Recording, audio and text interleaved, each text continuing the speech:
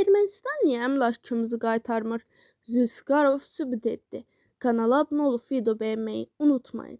Dəfələrlə yazmışam ki, dəmir yolunun mehri hissəsi Azərbaycan SSR-nin hüquqi varisi kimi Azərbaycan Respublikasının mülkiyyətidir.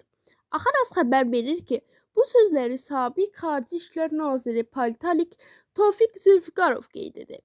O, süni intellektin köməyi ilə bu cür məsələlərin həllinə dair tapdığı nümunələri təqdim edib.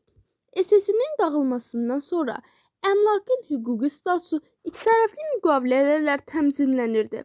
Nəticədə bir çox xüsusi mülki və strateji obyektlər fiziki olaraq digər respublikasının ərazisində yerləşsə də başqa respublikanın mülkiyyətində qaldı. Bir çox sağlamlıq koridorları Sovet Respublikasının və ya onların departamentlərinin vasitəsilə tikilmişdir.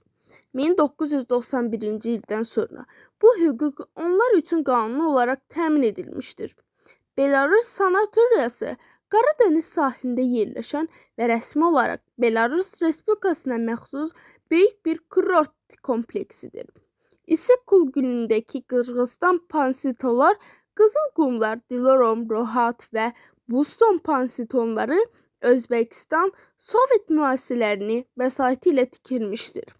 Uzun mühafizələrdən və məhkəmə proseslərindən sonra ölkələr Özbəkistan üçün obyektlərindən istifadə hüququnu təmin edən razılığa gəldilər.